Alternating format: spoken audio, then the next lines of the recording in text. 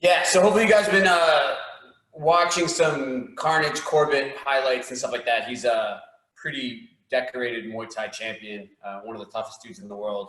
And I don't know, it's fun to listen to because he's Australian, so I always think that's always a plus if you have to hear somebody talk and see if they sound cool. Known for his elbows. If you guys watch a lot of his fights, he knocks tons of people out with his elbows. Cuts up. He actually has like a seminar that he does around the world where he goes over his elbow system. And so he was in Philly a couple of years ago. And obviously, if and when all this stuff clears up, we'd love to have Carnage through because he's just like, he's got it down. And I always find that like when we bring people in for seminars, if they have like a thing that they do and like a curated presentation, that's always better. Sometimes you get these like guys and they just show a couple techniques and they end up talking the whole time. And it's just kind of like cool for the picture opportunity, but the actual like meat and potatoes of the workshop is no good. So May 16th, we have Nathan Carnage Corbett, and then we're looking at May, something that's like the Wednesday after Memorial Day. We're going to be bringing in a guy named Rich Poehler. And so Rich Poehler is not a very well-known name. He's a personal trainer, sort of like a strength and conditioning coach based out of Voorhees. He was my former strength and conditioning coach, but he's also worked with Paul Felder. He's Paul Felder's coach. Eddie Alvarez, who's Eddie Alvarez's conditioning coach. Wilson Hayes, the guy named Sean Brady, who's like making some waves, and a ton of regional fighters that are like their combined records are, 110 wins over losses. So he knows his stuff. He's like a robot when it comes to this kind of stuff. So the idea behind that workshop is going to be more like he's going to give a presentation. Maybe it's like maybe a little interactive about one or two things that maybe are not very well known about how the body works that are geared towards what we do, and then taking some Q&A. So of all the workshops that we're going to be doing, that one's probably going to be the most productive in terms of like actual actionable development, personal development stuff. So I'm actually really excited to have Rich come on and do that. He's the man with the plan. He's like he was my secret weapon when I was competing. So let's go ahead and get started. We will begin with our shoulder workout. So we'll roll forward, roll backwards, side to side, then get into more mobility. All right. So let's go ahead and bow in. Starting in 3, 2, 1. Get those shoulders moving forward. You roll and move those shoulders forward. Like this. Take your time. If you want to swing the arms, that's fine. But just make sure that the shoulder joint is moving rather than just the arms moving independent of the shoulders. Right. So we want to get those shoulders moving independently of the torso. Really focusing on that shrugging and rolling forward right now. So much about punching is shrugging and rolling forward. Shrug and roll back. You can alternate if you want, doesn't really matter. Right? This is a lot like throwing an uppercut. That shrug and roll. Making sure that those joints are nice and loose.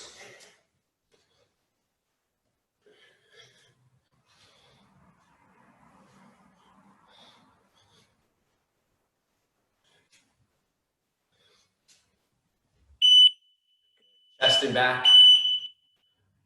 This is like your hooks. You want to make sure that shoulder joint accelerates through.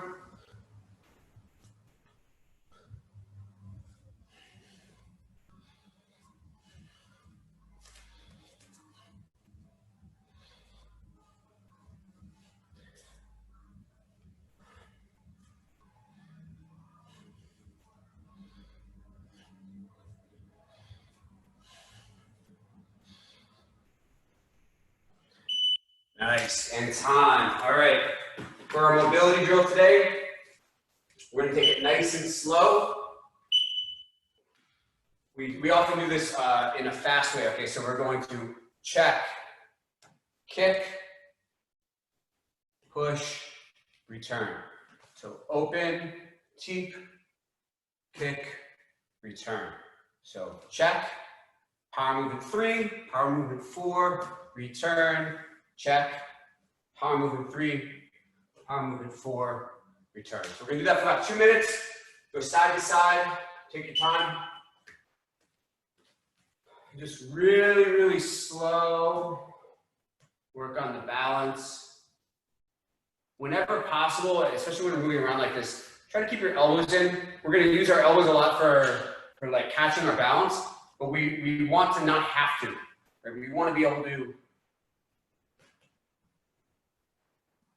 not have to use, like, hold on to that balance beam.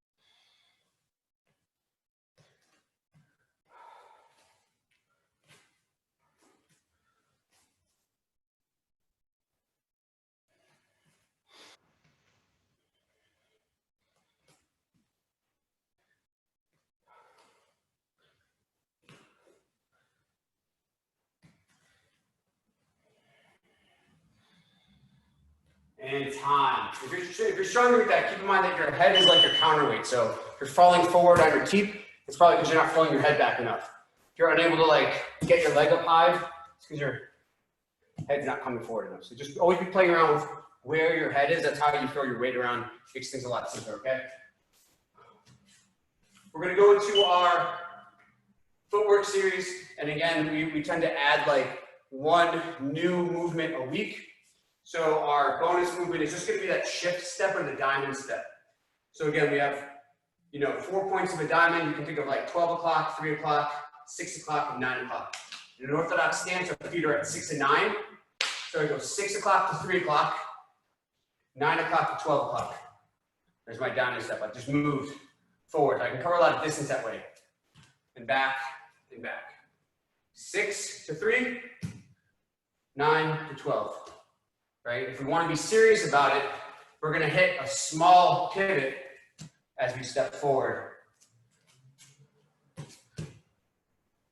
So to keep a bead on that target. Okay, so that's our diamond step. So we can diamond step forward, diamond step back, diamond step forward, diamond step back. So we're going to start with 30 seconds of the diamond step and then work into our basic series starting out, right? So just basic diamond step here. And again, if you're having trouble with the movements, just focus on those movements specifically. However, if you feel comfortable with these, start to make them your own, like a combination step-step combo, step-step combo, right? Change your angle, step-step. You can strike as you're moving, right? But focus more on what the feet are doing. We're gonna go in and out, step-step, step-step, like this.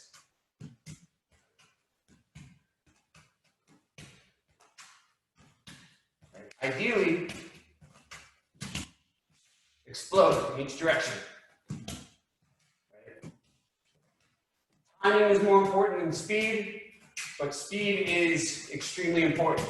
We have to have the ability to move fast to get the most out of having good timing. You're gonna hit that double jab. Jab and step, jab and thrust, return. Jab and step, jab and thrust, return. Step, thrust, return. Step, thrust, return. Step, thrust, return. Right, reload the shoulder. Pop, pop. Pop, pop. Pop, pop.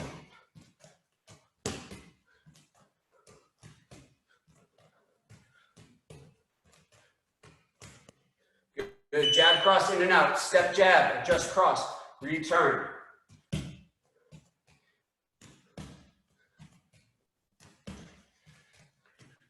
Pull that shoulder back on the cross to help you get back outside the pocket.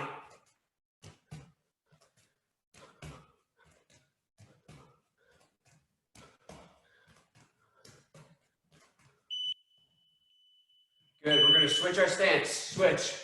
Use that rear hand to gauge if you've fallen into the right stance. So we can switch and cross, just switch, notice my shoulders, hips, knees and feet are turning, or switch fast. Up to you guys. Make sure you keep your core nice and tight, otherwise your shoulders are not gonna move. We'll take our shoulders with us. If you're not sure if you're landing in the right position, launch across. Good, hitting that feint step.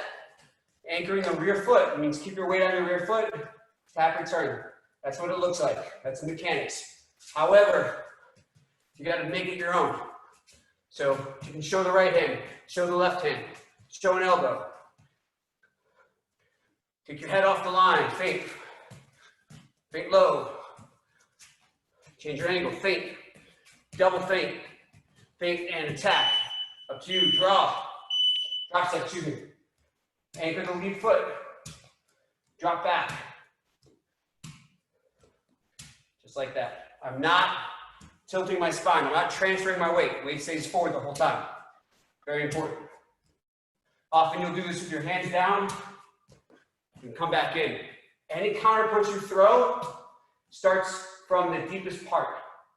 So this is my deepest part. I throw from here and lunge forward. Good.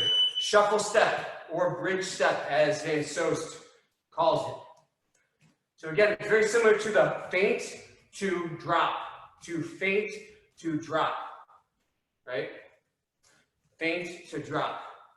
And if you stay in, we just transfer our weight. So our head's gonna stay over this position as we move our feet.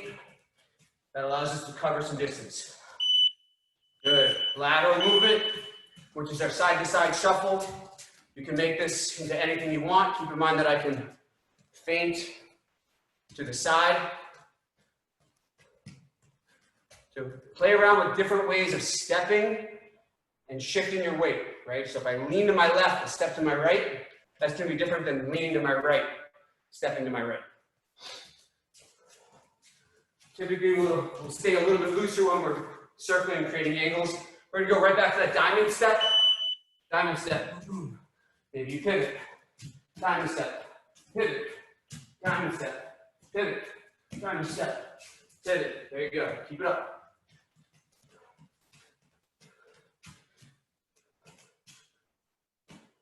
Or diamond step backwards.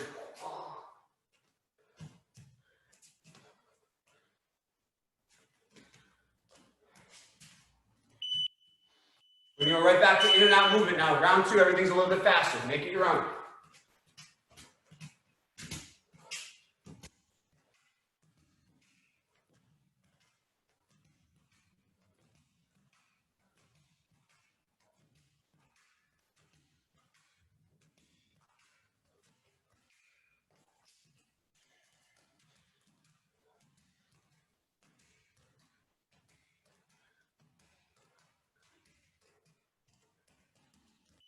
Good, double jab. Feint step, it's basically your feint step into your jab step. Feint.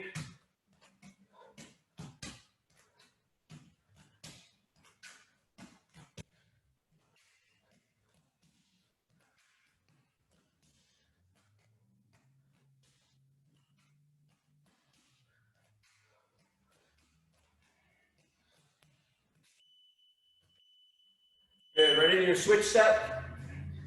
Switch, you can hit a combination, right? Again, power movements 1 and 2.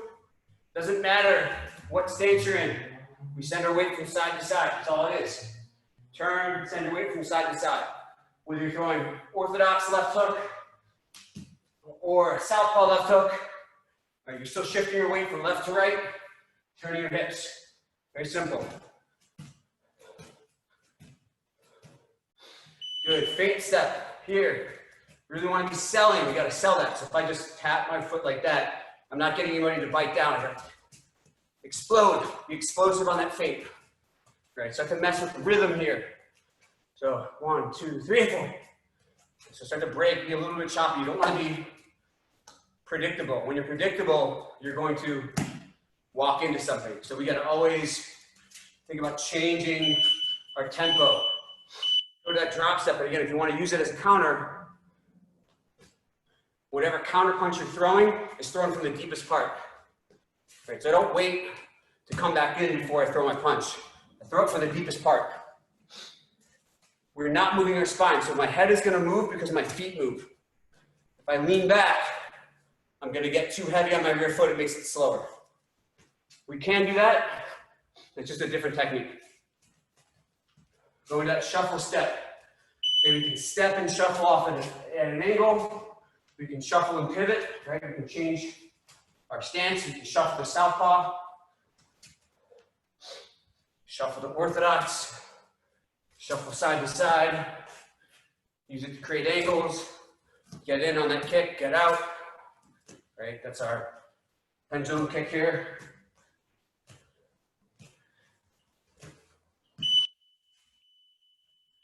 And just our side-to-side movement. If staying loose, right? Some other techniques we worked was the Pernell Whitaker sweep peak pivot, right? Sweep peak back step pivot. Not as useful in kickboxing, but if you know what you're doing, anything can work. We got our side-to-side movement here.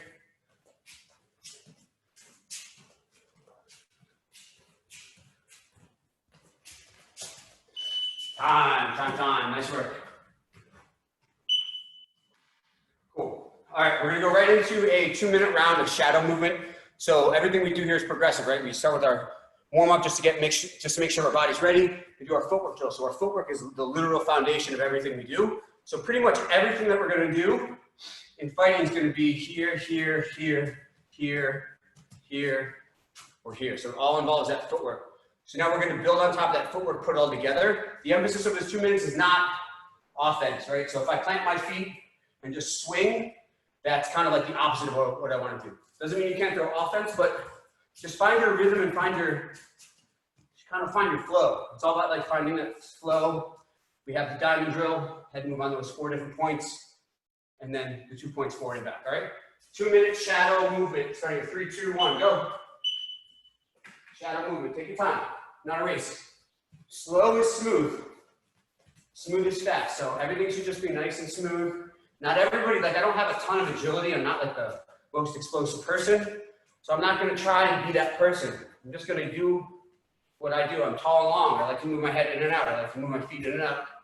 That's where I thrive. If you're a little shorter, you might use your shuffles to get in. Bully your partner, right? If you like the kick, sort of Thai style, you might hang back a little bit, set things up from the outside. It's really up to you. Shadow movement is just creating a base for all of your combinations. So even if we go into something super basic like a 1, 2, 3, right, there's endless variations on it based on how I advance, how I retreat, and where my head goes as I hit my combination, where my feet go as well. Keep moving, keep moving. Nice. Remember, we got punches, kicks, knees, and elbows. With the elbows, anytime we throw the right elbow, left hand's on the head. Left elbow, right hand's on the head. We don't throw elbows from here. You get clipped over here, right?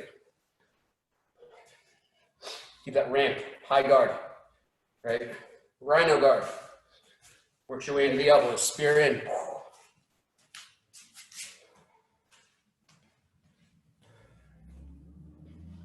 Looking good, guys, looking good. Shadow movement, just work as much on the movement as possible.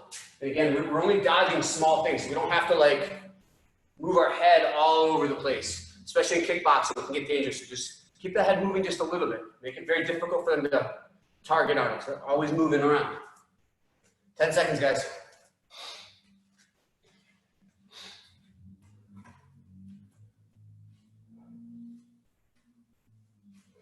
And let's go push-ups, bell to bell, push-ups, bell to bell, push-up or plank, push-ups, bell to bell.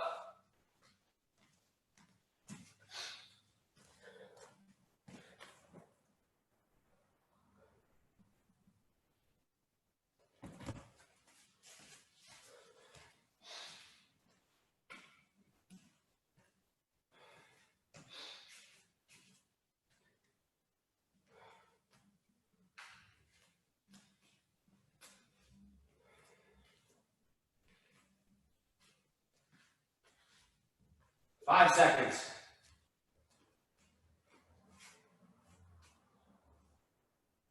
And time. All right. We sort of focus on one skill per day, something basic. So we're going to talk about 3 different jabs. There's more than 3, but here's 3 ways we can change the jab fundamentally by changing the way we throw our weight into it. Okay, so the jab can be, we have like three jabs we're going to touch on today. The first one is our fencing jab. So the fencing jab is just a feint step and the jab. So you'll notice my weight is anchored on my rear foot, fence, return. So this kind of creates the illusion of proximity, but then I can touch, return, and then come in. Kind of like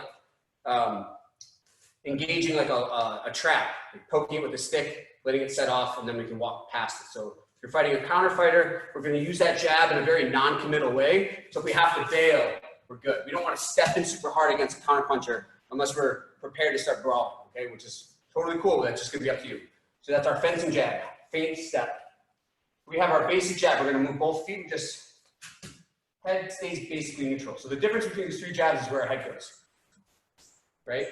Over the rear leg, fencing jab, basic jab, stiff jab.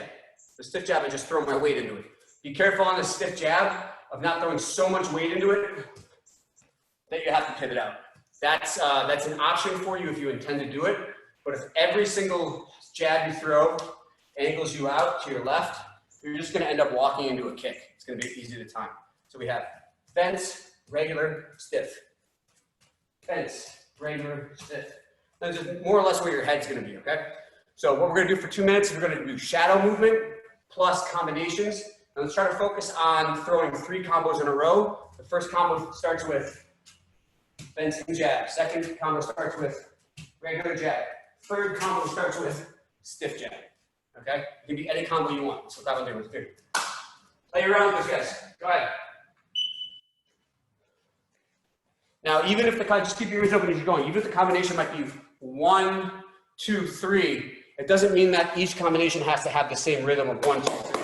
It could be 1 and 2, 3. 1, 2, 3. 1, 2, 3. So you can start to change the timing of your combinations based on what you're trying to accomplish. So again, as you move in, right, we can 1 and 2, 3.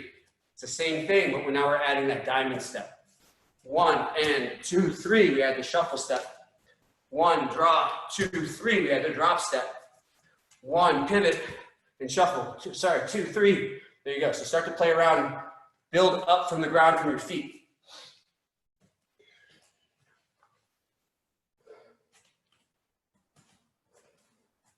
Nice, Josh.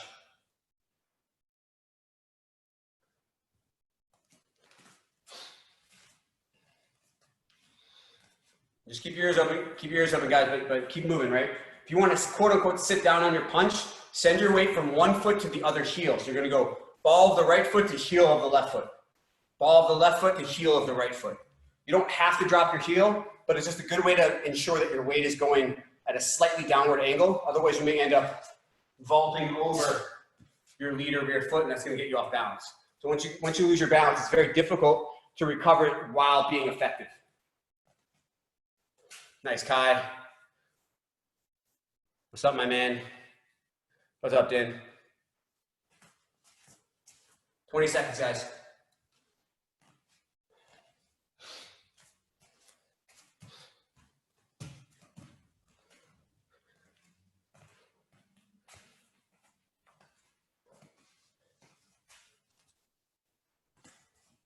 And time, excellent, okay. So now we're gonna use the jab 2 ways to defeat a counterpuncher, right? So we have our feint step, sort of that like fencing jab where we go out and then in.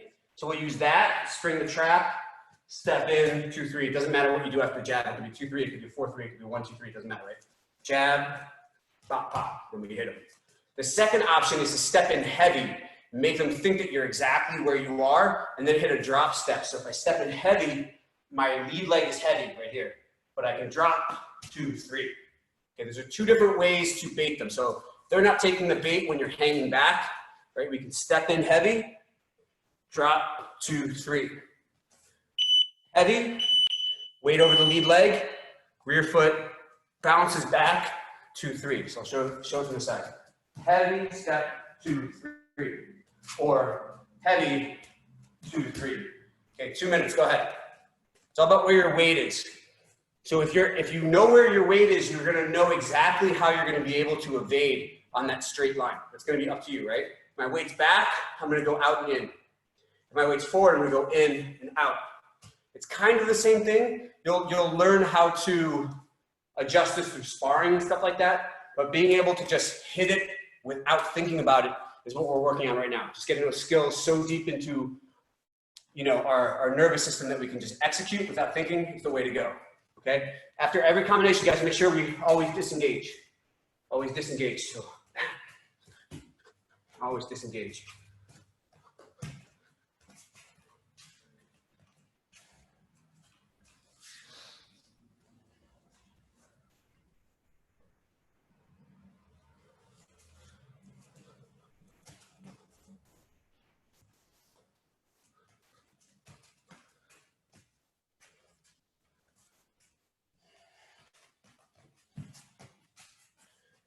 Keep going, guys. Keep going.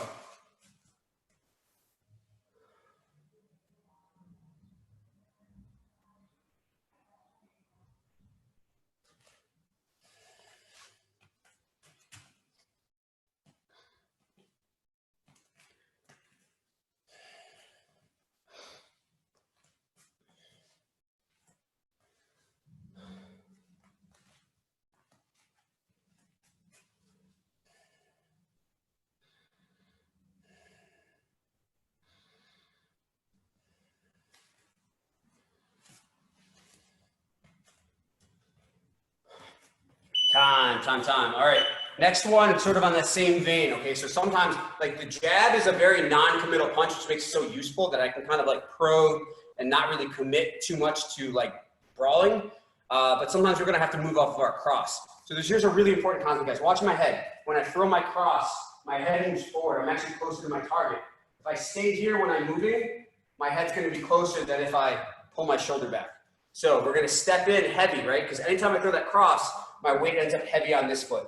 So it's going to be tough to move my lead foot when it's heavy. So I step in, 1, 2. I'm going to step to the side, pull that right hand back, step again, okay? So again, it's going to look like this. 1, 2, step, 2. Boom, boom. Boom. Really drop that weight here.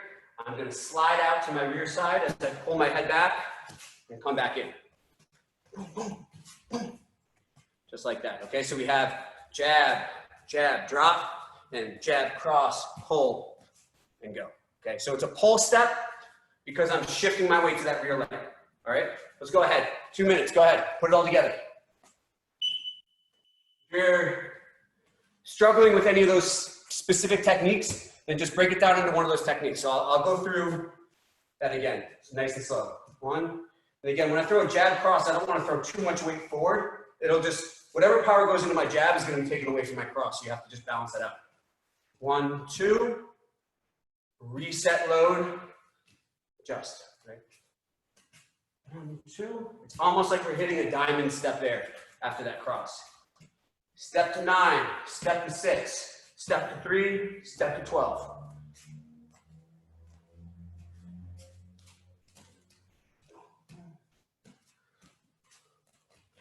And always move. If you keep your shoulder forward here as you're moving, you're going to have to go under because you're going to get clipped with that left hook.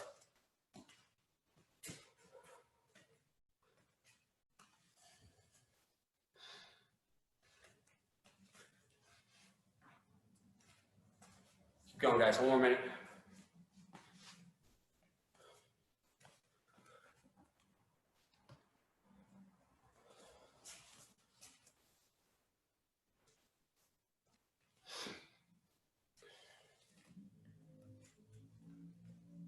Looking good, Adam. Good. 30 seconds, guys.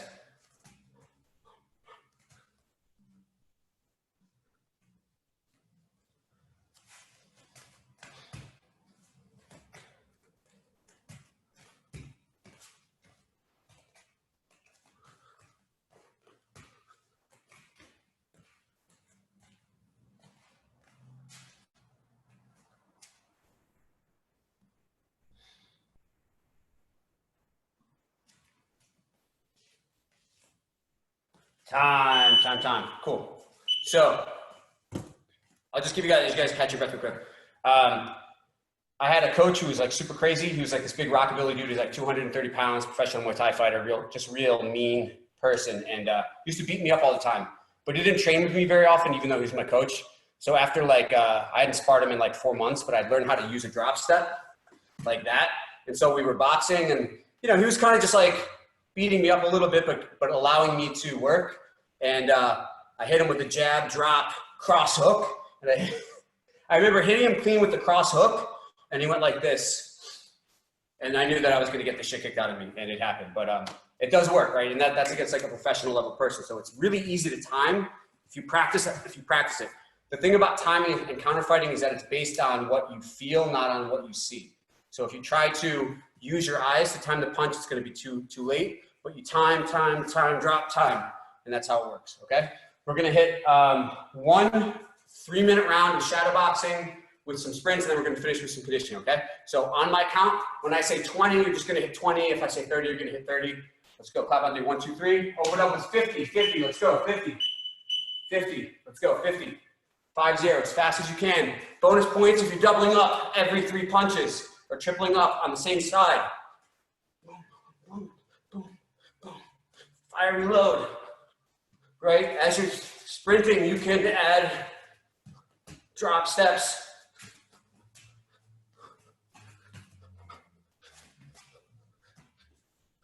Head movement, all that stuff. Right.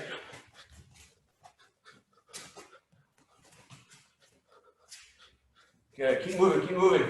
Remember, your footwork and your jabs are the mortar between the bricks of your combination. So you start throwing long combinations, start stepping or jabbing. Can't plant your feet for more than 3 or 4 strikes at a time, you're gonna get clipped. You should always be moving your feet, even if it's small adjustments.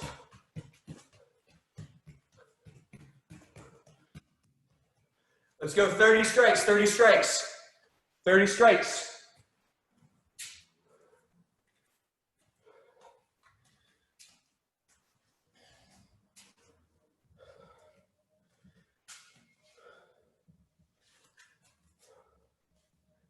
Let's go 20 strikes, 20 strikes. Nice, Adam.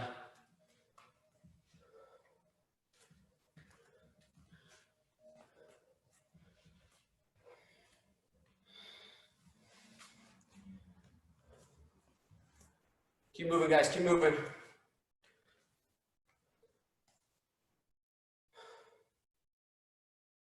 Let's go 30 strikes, 30 strikes.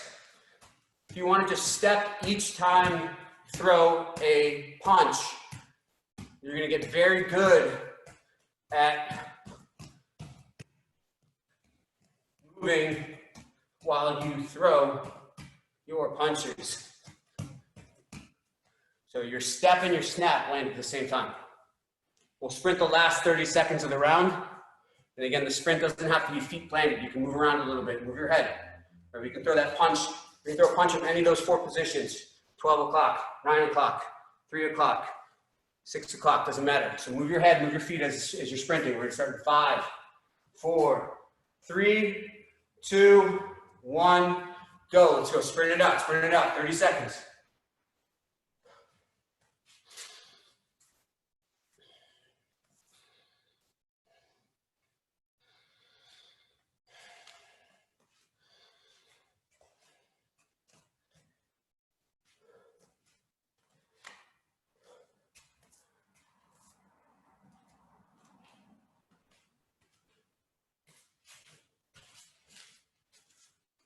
Time. Excellent. Okay, catch your breath. We'll get into our conditioning in just a second. So as I was saying, if you hadn't had a chance to see, right? If you practice when you're shadow boxing, just take your time. Snapping and dropping your foot at the same time. Just get that synced up. You're going to be able to have a really easy time moving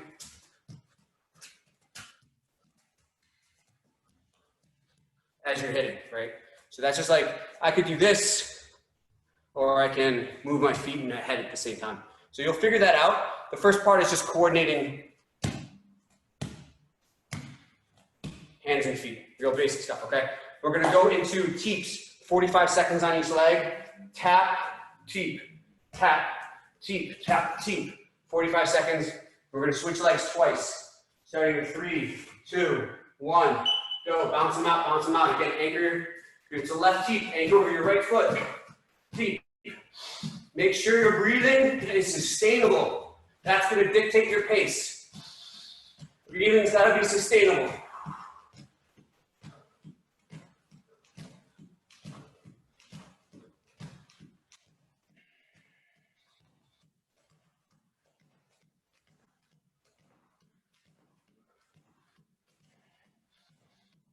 Like that. Keep going, guys. Keep going. Bounce, bounce, bounce, bounce, bounce. We don't want to put any weight on that lead foot. It just bounces up, bounces down. 3, 2, 1, and switch. Just bring the rear foot in front. Just bounce it out from front. That's fine. You can also throw it from the rear. It's a little weirder. Doing it on this bounce drill. You don't have to throw the arm if you don't want to. But if you do, it might help. Other elbow's got to be in tight.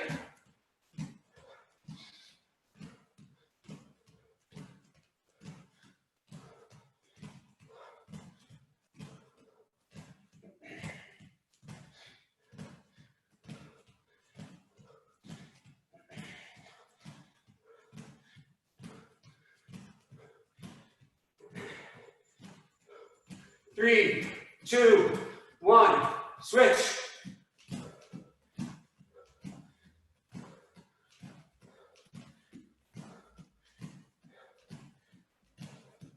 You can cut across on a diagonal, cut down straight, keep the hand up. Doesn't really matter. Up to you guys. Make sure your chin's down.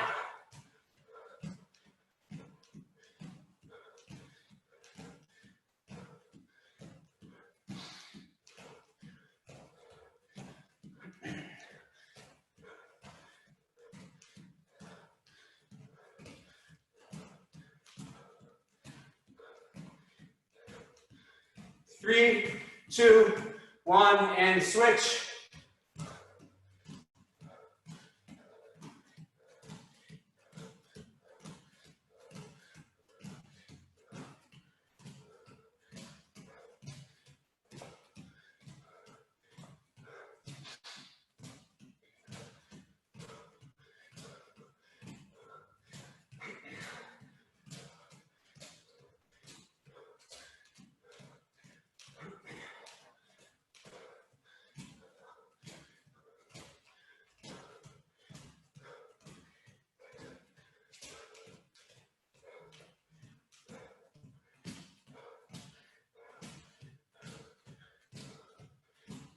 Time. Nice work.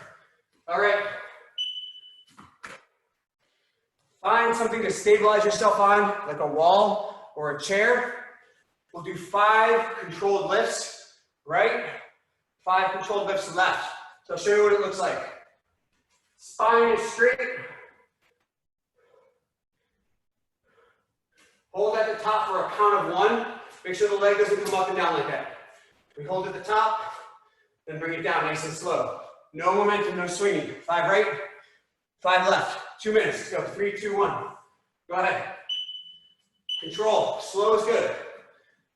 At the very top, try to squeeze. You're going to feel a cramp in your hip that's normal.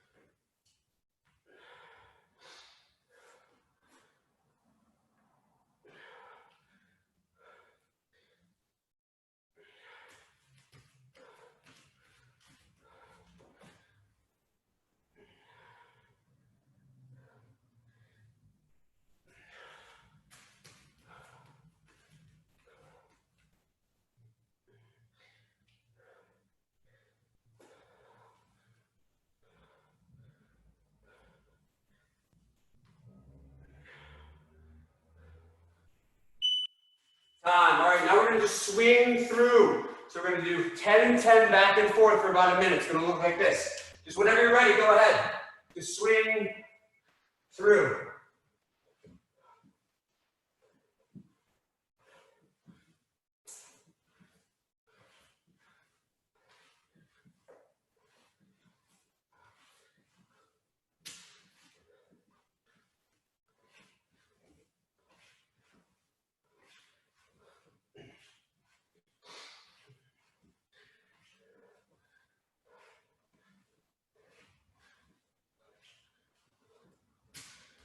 Keep going, guys, keep going.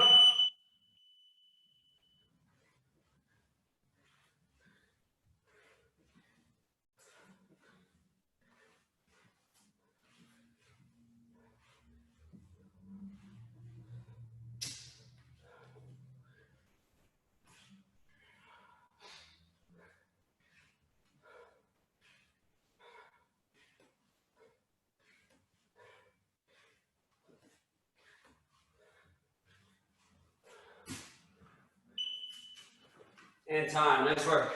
Just keep going on that. Excellent. All right, so we're just going to finish with just working our way down into the splits. So we're going to sort of like go down, ease out, go down, ease out, go down, ease out, and then we're going to call it a day.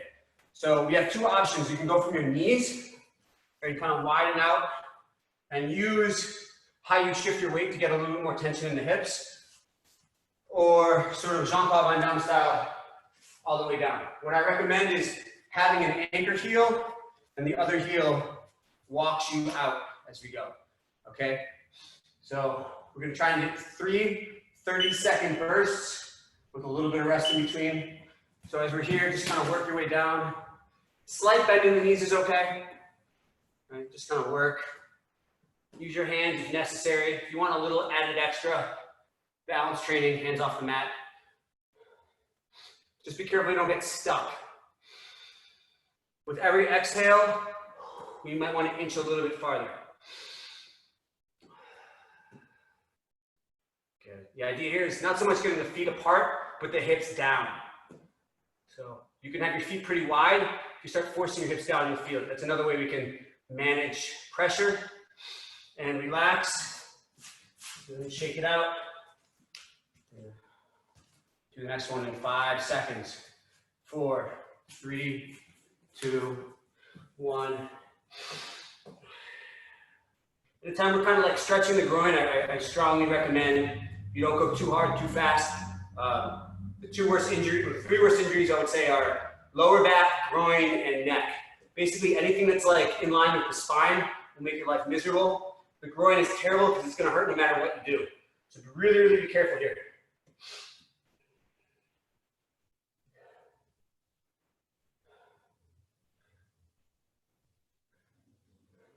Ten more seconds.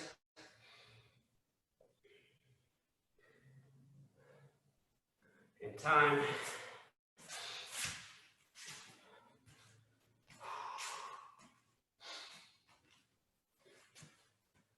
Okay, last one. 3, 2, 1.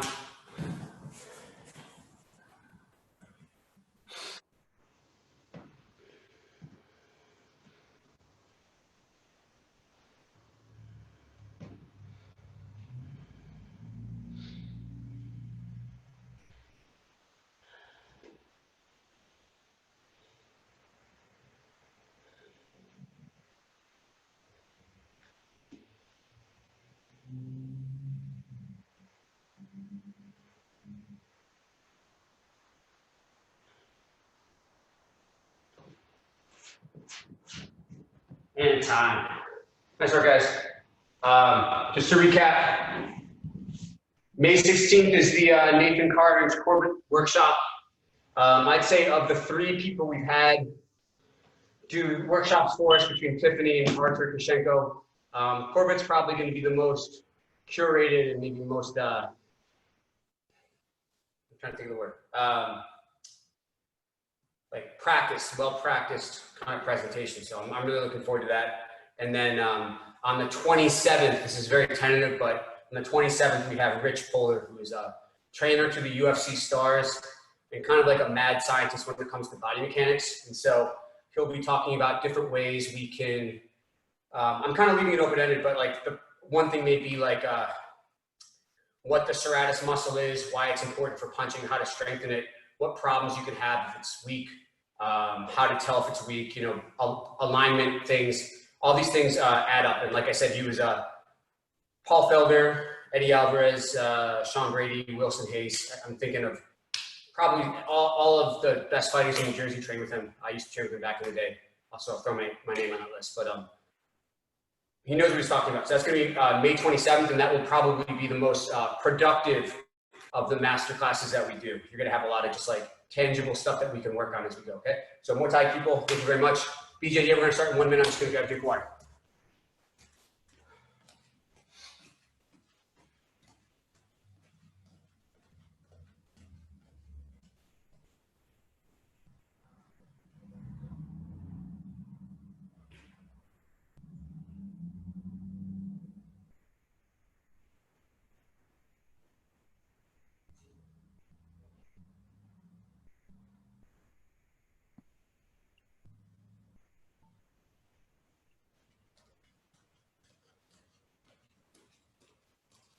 Cool, guys. And for anybody who ordered a shirt or wants to buy a shirt or has a shirt coming to them for whatever reason of the new shirts, I'm going to be in the gym. I'll be available Saturday from 10:30 to 12:30 in the morning and afternoon.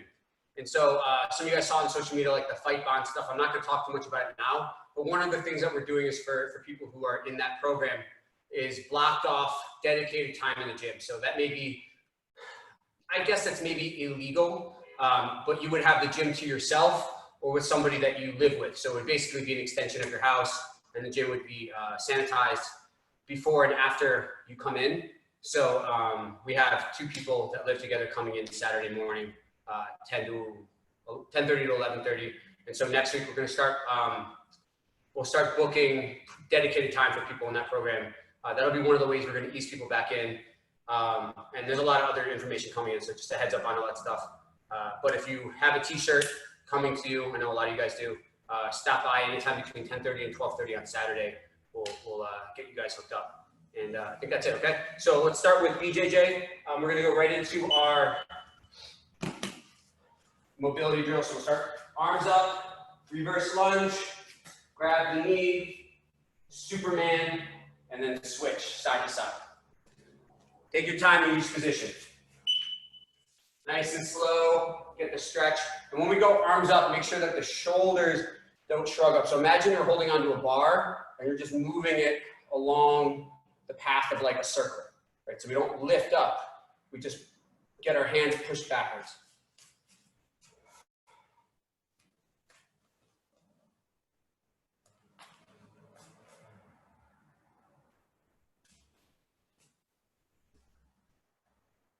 This is actually one of Rich Polar's mobility drills. So the guy I was speaking to you about, this is straight out of his playbook. I generally, when that man speaks, I listen. When he's talking, I listen. He's my resource for everything. He's the man. You can tell that he's really, really good at his job because he's not very like social. Because all he does is study and live in his profession. He's just like very dialed into that. What are you talking about? Rich Polar, he's my strength trainer. Right? Oh, the same guy? Yeah. Yeah, so he's the man. So that's going to be, I don't have it finalized, but I'm pretty sure May 27th, which is the Wednesday after Memorial Day, he'll be doing like a Wednesday night masterclass. Right. So we're still working on what exactly he's going to be talking about, but there's going to be a Q&A session at the end. So if you're like, you know, I want to improve hand speed, or my lower back clicks when I do this movement, or any of that stuff, he's like a diagnostic. He'll just be like, okay, it's X, Y, and Z, and here's something you can do about it. So he's really, really valuable in that way. All right, guys, on our butts, go into our leg pummeling. So we're going to start We're gonna start with the pommel and thread. That way we can get to talking over quickly. So again, here, I'm gonna elbow escape out. So anytime I elbow escape, when possible, if I can move my feet first, it's just gonna give me more room to move. So I step out to the side, shrimp, thread, extend, pull, and then we're gonna bring it back down, step, thread, extend, pull, down, step, escape, thread, extend, pull. Whenever your legs and arms are not being used, they should be in tight. Okay, so let's go ahead. Thread, extend, pull, step, step, step. Thread, extend, pull, step, step, step. Thread, extend, pull, step, step, step. Thread, extend, pull, step, step, step.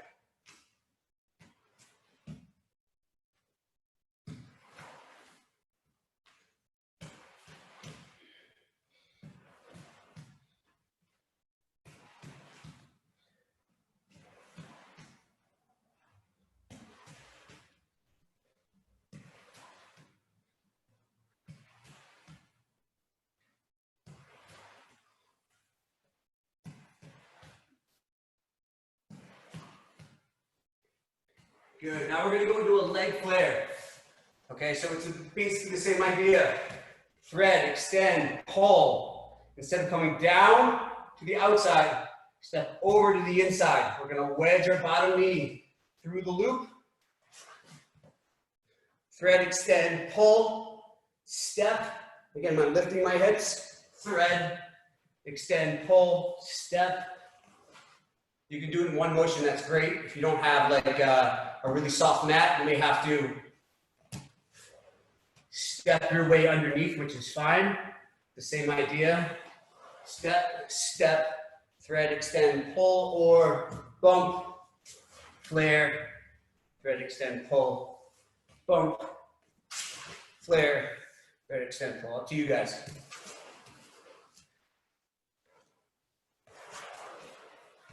Almost there. Excellent. All right, let's go. Rotating to the inside. Alternating. Elbows in, shoulders off the mat. Lower back to the mat. So we're smashing our belly button into our spine, smashing our spine into the mat. Change directions.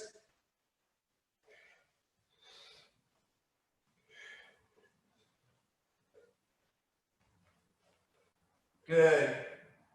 Internally together.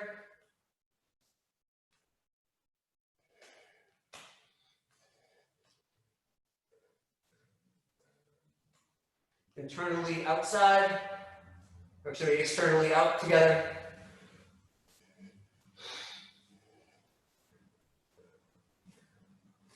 Rotate to the left or the right, both together.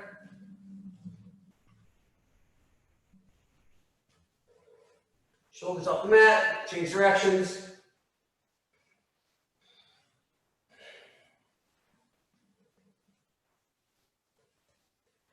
And time, nice work. All right, so we're gonna open up with our egg roll to knee tap to egg roll to knee tap. Okay, so egg roll to knee tap, then egg roll to knee tap. If you guys, I'm gonna put, we're gonna do 1.5 minutes on both of those individual movements. So if you're familiar with those movements, go ahead and get started. I will be describing the movement for the first 30 seconds or so if you're not super familiar. So if you are familiar with the egg roll, we're gonna go right into the egg roll, 90 seconds. If you're not, pay attention. Grab our legs. We're going to unfold our spine one vertebrae at a time. So no momentum. I'm not rocking. I am flattening one joint at a time in my back. Take it slow. When we get to the bottom, I pull my shoulder blades down into the mat. Then I lift my spine one vertebrae at a time, making sure that my heels never grip the mat. They can tap the mat, but they never get heavy. So we go nice and slow down, one vertebrae at a time. We're in no rush here. Shoulder blades to the mat, roll up. Great, try to keep your hands locked around your legs, so just keep you tight. Help you focus on your spine, and then back down. It's a great warm up for your spine. We're going from like a purely flexed to an extended position. So we're changing the curvature of our spine from curving in to curving out. Curving in is for sweeping and getting underneath people. curving out is for squeezing and finishing, generally, from the bottom at least.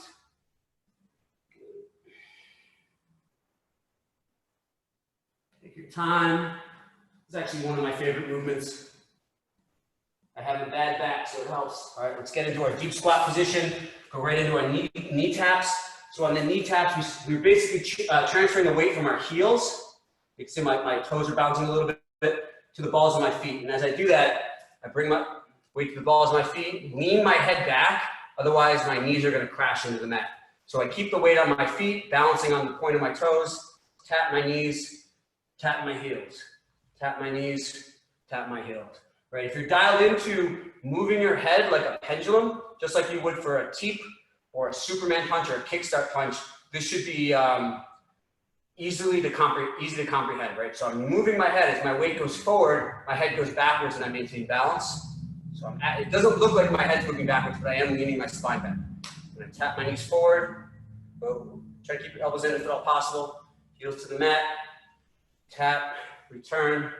Slower is harder. Slower is harder. If you want to challenge, go nice and slow. Right, try 1, 2, and up if you want to go, like in a circle.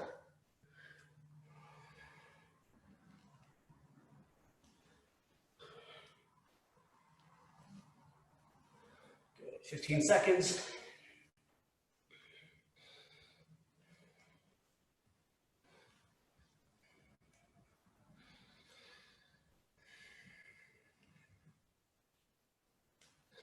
And time. All right, we're gonna do 2 minutes egg roll to knee tap, which is just exactly what you think it's gonna be. We egg roll down.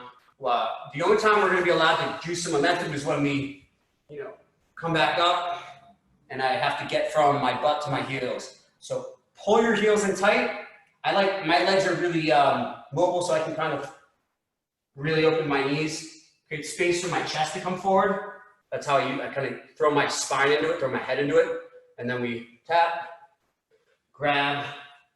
If you're a little bit more advanced, guys, key point here, we want this transition, right, that's too hard. So we want to get the butt as low as possible and just have it be one fluid movement up, one fluid movement back. Okay, so gracefulness is what we're looking for. Grace. All right, 2 minutes, go ahead. Take your time, guys. Slow is challenging, fast is cheating.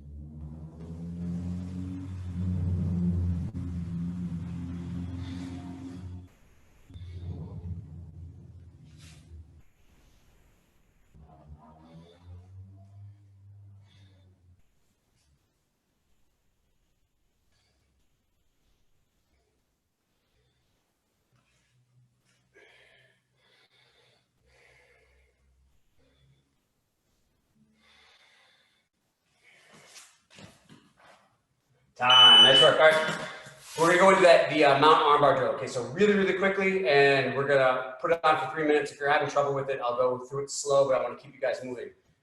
Mount position, okay? And again, it's a lot of just rocking from side to side. Anytime we're attacking or moving the legs, we're just moving our head from side to side. I can't stress how important having an understanding of how and when to move your head is going to be for weight distribution purposes, okay? So I'm going to hit an S mount, lean to one side. We're going to sweep just to make this like a little bit more graceful. We're going to open and externally rotate that knee. So my legs should be hovering while I'm leaning away from it. But I'm going to kind of rock to that knee, step and pivot, and get into my egg roll position. It's really important that I don't dig my heels into the mat right now, because that's going to prevent me from tightening my arm bar. So as I'm here, as I'm falling back from my arm bar, my heel should be drawing in as I egg roll down. Do a nice, strong bridge position. That's like a lot of force on that fulcrum right there. Okay, the farther away your legs are, the less control you're going to have over their body, and the less amplitude you can get with your bridge, which means less pressure on the elbow. As we sit up, the leg that's over the head folds in, and we get right back up to our mount position. Notice I'm on the balls of my feet like I just finished my knee tap. Okay, so we're here, we lean away, open, rock. I'm going to pivot, sweep, drop. So you can see my heels are light. Egg roll back, hamstring curl, bump, roll onto one shin, head over the knee. No hands. All right, 3 minutes. 3, 2, 1, go ahead. Once you get it down, think about trying a couple reps nice and fast. If you can do it really fast, that's good, because in a match you're going to have to do it fast, but it's got to be graceful. Okay, so it can't be clunky. It can't be start, stop, like a 15-year-old driving a car. It's got to be smooth. Okay, so it's swing, swing, roll, up, swing, one right into the other, swing, roll, up. Right, and as you're coming back up into mount, we're already leaning to the other side. Kind of just rocking and rolling, and rocking and rolling.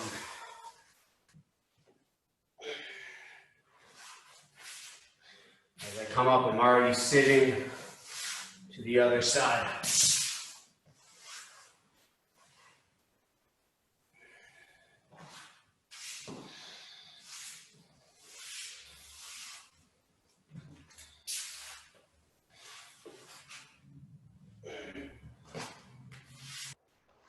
We want to make sure that we have a nice soft landing with our butt right here. Soft landing with the butt, okay? So as we hit that second swivel, I rock, as I swivel, I get low. Sit nice and light, heels to the butt, egg roll, and bump. Again, smashing the belly button up. I'm not using my hip flexors as much as I'm curling myself back up, staying tight. Okay. The best, once you have this down, now we're going to try and keep our hips as low as possible the entire time. So focus on keeping your hips low as you're going through this transition. Nice and low.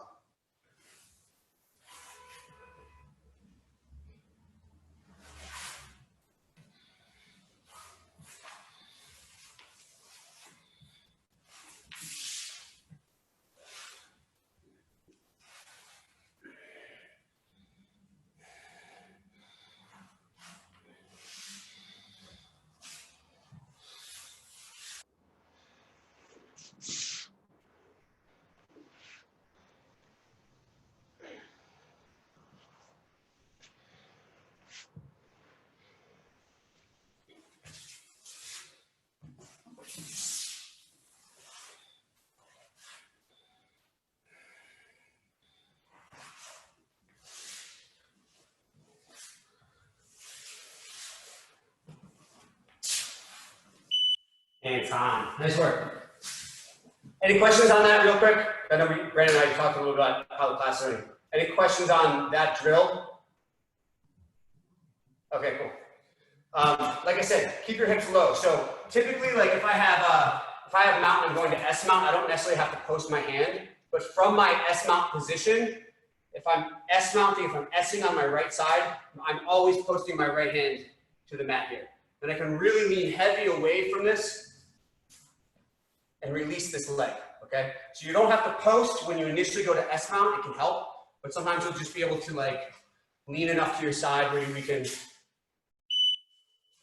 open this knee. But when we go into that armbar position, I'm gonna lean heavy on this hand. So pretty much almost all of my weight is on my right hand here, and that allows me to sweep that leg around and spin, right? So S mount, I should be able to spin hard. That's the idea. That's how we go like right into that armbar. And the key here is when we have that soft landing with our butt, big mistake people make when they go into their armbar position, right? They go to fall back to their armbar, so they're here, is they literally fall away from their target. So we should always be as low to the ground and as tight. We want their shoulder elevated. So if I'm getting armbarred on my right arm, right, I want my shoulder on the mat.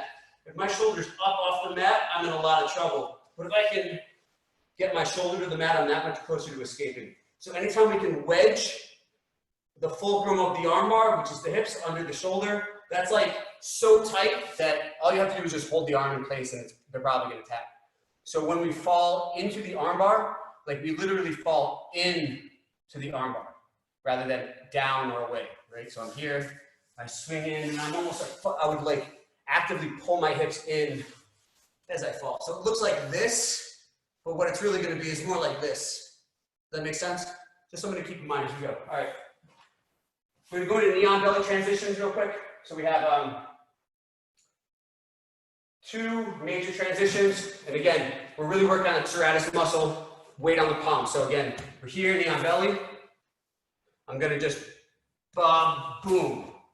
Really focus on hips, staying as low as possible. Notice how there's very little amplitude in my hips. What I'm not doing is, right, I want to keep my ankle as tight, it's hard to see here, my ankle is tight to my butt. Another tip here, guys, if your ankle gets separated from your butt, they're going to be able to put you back into guard or tap your leg. If my ankle is connected to my butt, you can't put me back in guard. And so there's real quick, there's a guy named Kyle Maynard who has like no arms and no legs and he does jiu-jitsu. He's got to be the hardest person to grapple because there's nothing to grab onto, okay? So defensively, we want to be like Kyle Maynard. Offensively, we want to have, extension, okay? So we're here, rock. So a little bit of weight for split section on my palms. I don't want to absorb like this. Strong shoulders, rock, and I'm gonna just replace one heel with the other. That's option one. Option two, we're gonna rock with our hands straddling our knee. Great, this would be my normal angle. Rock, and come back. So we're just gonna do a quick 2-minute round with knee on belly. Feel free to like get into mount and start to swing around and do stuff like that. Even from a mount position, we can rock and go into knee on belly, which is a really important transition for when they're about to bump you over and they're really tough to control them, okay? 2 minutes, knee on belly. I'll be working through, so if you get confused or if you have any, if you're looking for some inspiration or some ideas, let's see. So like, with mount position, maybe I'm going for S mount, it's not working, cool. Knee on belly. Knee on belly, other side, reverse knee on belly. We can also, from the reverse knee on belly, high leg over, back into knee on belly. 1, 2, 3. Third transition. That one's a little tricky because it's hard to gauge exactly where to go without the reference point of somebody that you're working with. But notice where my hands go. Forward, straddled, behind, and that's how we hit, that's where we put our weight. So when I go from knee on belly side to side, forward, here. Reverse knee on belly, straddle the knee, replace one with the other. I'm gonna go backwards, so I'm facing the hips, post my hands on the hips or on the mat, and we're gonna just turn and open, just like that. 1, 2, 3. Back to knee on belly. Make those transitions nice and smooth. Make sure this leg is nice and bent, right? toes pointing towards the head, heel to butt, able to surf a little bit. Always ready to surf. Always ready to surf. You can shimmy away, good. Sit to Kestikatami from here, back up, all that good stuff. Keep going.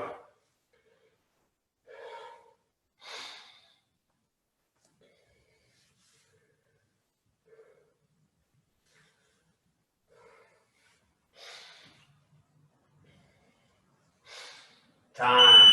Nice work. Again, once we get the transitions down on it, like an inanimate object, at least it makes it a lot easier to know exactly what to do. But there's no substitution for like trying to ride something that's trying to buck you off. Okay. So any opportunity you have to roll, take it. But a grappling dummy is a great place to, if you have a grappling dummy, it's a great way to practice where your hands go. That's going to dictate your success or lack thereof. Okay. So we're going to go bum shrimp, leg flare. Then we'll go right into our butterfly hook series. Okay, so when we throw a butterfly sweep, it's basically the same movement as a bum shrimp.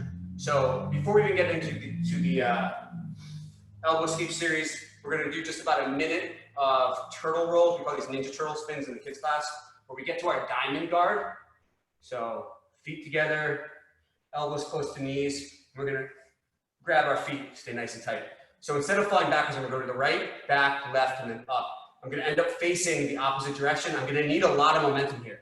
So when I spin, I go to the right, back, left, right, back, left. Okay, so I have to be able to use momentum to get from one position to the other. If you don't have a lot of space, just be careful, but take your time with this one in the sense that don't rush through it, but you're going to need to go fast. It's kind of impossible to get from here back up without some sort of momentum, okay? So go ahead.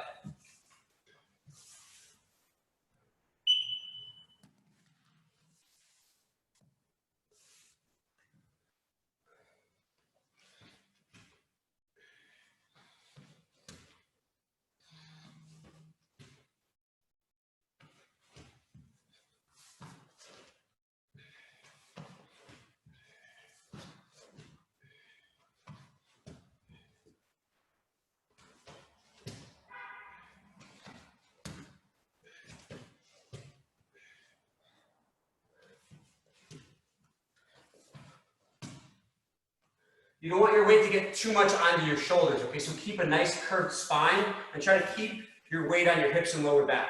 If your shoulders start to touch the mat, you're gonna get stuck. So we don't wanna go flat. What kind of, like here is no good. So I wanna keep my core engaged the whole time. So nice and tight, nice and round.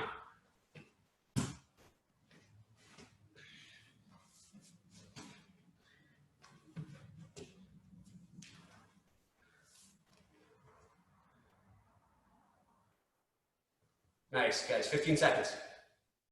It's a silly looking thing, but if you're having trouble with this movement, like it's really, really challenging, that's always a good indication that we've identified something that if we can improve that, it's gonna give us some improvement across like a lot of different things and time. Excellent. So yeah, like I'm saying, if we go through any specific movement that's really, really challenging for you, make a note of that and practice it because we're really working on fundamental skills here. So all of your other techniques are going to be dependent on how well you can egg roll or how well you can hip escape or whatever. They're integral, like fundamental movements. All right. 3 different shrimps. We have bum shrimp, elbow escape, and the leg flare. Okay. So the bum shrimp. Watch the differences in what I do with my feet. Right. I step off. I create a diagonal line. Outside leg is more extended than my inside leg. My inside leg is going to be the one that ultimately carries my weight. Just like this, bump, and I want to get up on my shoulder. So if you see here, my right shoulder and essentially like my right ear are carrying my weight up front, and my right foot. I'm kind of almost in like a side plank where I can lift my leg up. That's my bum shrimp. I step my outside foot back to where it started, bring my inside knee through, and I should be back to square one. Okay, so I'll line up my center line with the seam, step, step, bump and elevate, step, step, and I'm back in line with the seam, step, step, bump and elevate, top leg first, back into position, bottom knee comes in, we're straddling again. So it's our basic bump shrimp. Elbow escape, step. And where we step our foot is going to depend on where we want our hips to go, right? I can step forward and pull my hips in, like a reverse elbow escape. I can step far back and really drive my hips out. If I just want a small adjustment, like I'm setting up an armbar from guard, we just step a little bit to the outside. When we do this drill, outside foot steps, inside leg goes straight. We keep our elbow in tight to our body, and then we step and return. Elbow escape, okay? Real basic. From the elbow escape position, we go into our leg flare, outside leg steps over, rock, end up in an elbow escape on the other side, and then reset. So here's what our series is going to look like. And again, if you want to go through the series, that's fine. If you just want to practice single moves, it's fine.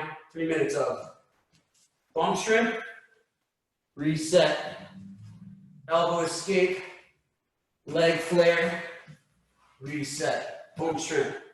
Right? All the way up, reset, elbow escape, leg flare. Again, if I want to do this explosively, I have to rock to my shoulder, pivot hard.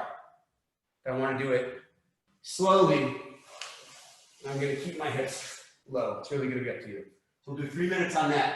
If you guys have any questions in the meantime, just call them out as we go. Otherwise, just sort of spend time on that one. And then we'll get into our butterfly shrimp.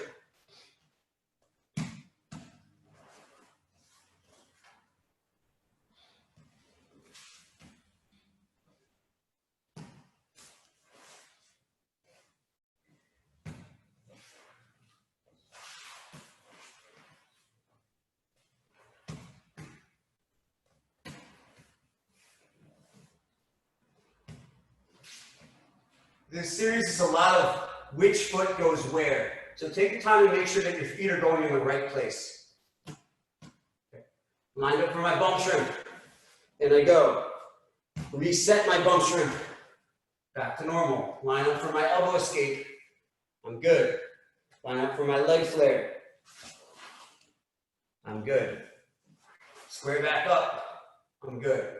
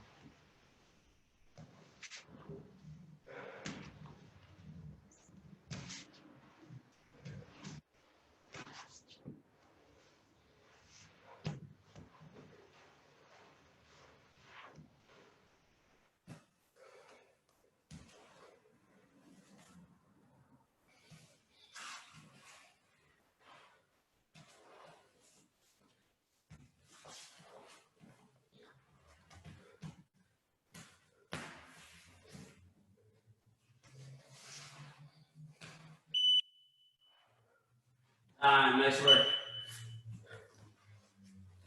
The reason we kind of like repeat all this stuff is because it may take like a couple days to get the series down, but I just went through that pretty fast for a minute. It's actually pretty tiring. And it takes a lot of mental energy to know exactly what you should do at what time. So let's take these principles and put them into the butterfly sweep, which is I would say the butterfly sweep is the most important sweep in no-gi jiu-jitsu. One of the most important sweeps in all of jiu-jitsu, gi or no-gi. And also it's simple, but it's done incorrectly a lot. So we're just gonna go over the basic idea behind the butterfly sweep. So anytime we're sweeping somebody, we need to have balance. We need to be balanced. We need to be able to do it slowly. More often than not, most sweeps involve an element of control, okay? So center line concept is super important. The reason it's super important is because if there's a weight directly on top of me, I turn into a shelf, right? But if I sit my butt to the side, I've tilted the shelf and gravity is gonna start being my partner. So typically when I'm flat, gravity is my opponent, but when I'm tilted, gravity can work on my side. So I never want weight directly on top of me. That's where this idea of chest to chest and pinning comes in. And that's why it's so important for the top player, because that's how they can effectively use gravity in a very powerful way. Whereas when we're on bottom, if we're framed down and we're on our side, it's very difficult to apply pressure here without also being unstable, which is that idea of kazushi. So the first thing we need to do is create an element of kazushi here. Okay, so I'm in my butterfly guard. I say I have a left underhook or overhook, it doesn't really matter. I'm gonna post my hand, or if I'm really connected and I can do it, which is gonna be impossible without a partner, I can scoop my hips out to the side. So then my butt's off the center line, okay? I have my underhook and my overhook. I keep this is my outside, I'm sweeping in this direction, okay? This arm has to trap their arm. So I keep their arm tight to my body. Now I wanna make sure that my elbow is as close to my body as possible so that where my body goes, my elbow goes. And where my elbow goes, their arm goes. So I'm controlling their arm with my torso. If it's arm to arm, my torso can move and my arm might stay in the same place. So that's one of the most important concepts here, just connect that elbow. Okay, when in doubt, elbows in. Now we're just gonna hit a bump shrimp. So all I'm gonna do is I'm gonna fall to the side and hit my bump shrimp. So my hips are elevated here. Okay, I'll change my angle for you. I'm on my shoulder and my ear. This is my butterfly hook, and we extend.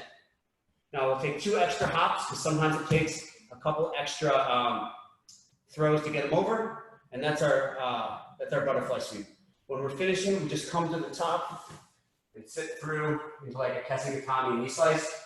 Again, anytime we're going from the bottom to the top, heels to butt, you're gonna wedge your way through. So let's go through that real quick. Okay. Center line, scoot, tight, tight. This one's super tight. This one can kind of do whatever, right? Because you're gonna be pushing with it, so your elbow might leave. Bump shrimp. So we fall to our side, elevate. See, notice I'm basically in a bump shrimp position here. Kick, kick, kick. If you want to finish on top, we're gonna drive and sit through. Knee slice. And now we're in like a Kesikatami. Okay. So we'll just spend about the last 3 minutes just going through butterfly sweeps on the same side. Generally speaking, and go ahead and get started. You always want to be ready to kick and then add a couple extra kicks, because some of these people are like cats and you're gonna have a really difficult time just tilting them over with one effort. So you may have to like elevate them and then start to fight them while they're in midair. So we're here, all right, we sit to the side, roll, extend, kick, kick, and return, nice and light. Go to the other side, my shoulder kind of sucks on this side, so be careful. Tight, elbow in, heel in, extend, kick, kick, and roll back up. And it's that same kind of ability to rock and roll like those turtle rolls. We have to have like a nice round profile so we can go from bottom to top pretty easily. Most important thing, guys, you're going to increase your chances of sweeping somebody by getting your butt off the center line. That's one of the easiest ways to do it. Because if I go off the center line and they're still here, all that downward pressure, it's going to take them over. If I get directly underneath them, that's an effective way to enter into like X guard and single leg X, but it's going to be tough to sweep them unless you're taking them over your head. When you take them over your head, it's not a bad way to do it, but you're going to be fighting both their hands. If you take them to the right or the left, you're only fighting one hand. And that's, if you want to take them over your head, it's a great way to set up like leg entries, because both their hands get posted on the mat so they can't use them. But it's a difficult way to sweep somebody. It's a tomoe-nage roll. Generally in gi, you use the double wrist, double sleeve grip. But in no-gi, you really have to control both wrists, which is very, very difficult to do in any sort of like sustainable way. So generally you see in no-gi, the butterfly sweep like to the side is a little bit easier. And also when you have control of the arms above the elbows, we can steer, which allows us to sort of steer the spine, steer the hips, get them from chest down to chest up.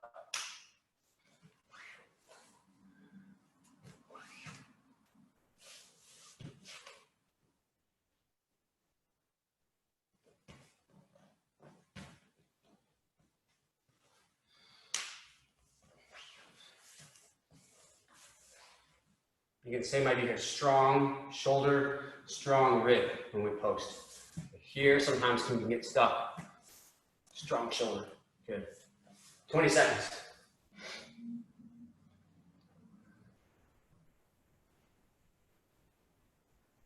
Nice, Brendan, that looks good. Perfect.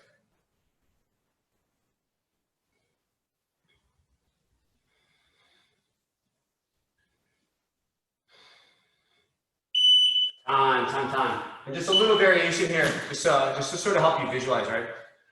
If I start taking them to this direction and I'm having a really tough time tilting their hips, I can swim my inside arm in between their armpit and their hips, open it up and take the back. So it would look like this. Just imagine there's somebody on top of me, right? I start to sweep here. They're tilting, but I'm not taking them over. So my inside arm bails on their arm, sweeps. I just push their arm to the side.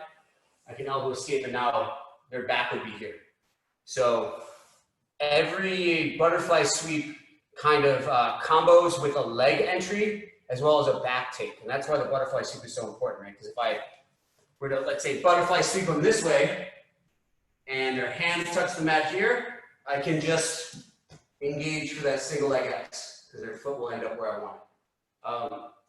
Difficult to visualize if you don't know exactly what I'm talking about, but the ability to elevate with that hook is going to lead to a lot of different things. So it's like using the butterfly sweep should be like the sweep itself is an extremely useful sweep, and it's going to work a lot of times, but always plan B and plan C is the leg entry, and you can combo that into like an X guard or a single leg X sweep very, very easily, or a back take. The back takes aren't going to be as common, but if you practice it a lot, you'll start to see the openings for it, okay? Any questions on the butterfly sweep or anything like that? Cool. Awesome, guys. So we'll call it a day for today. If you guys have any requests, I'm going to change up. We're going to get back to some other stuff next week for jiu-jitsu. If you guys have any requests, let me know. And also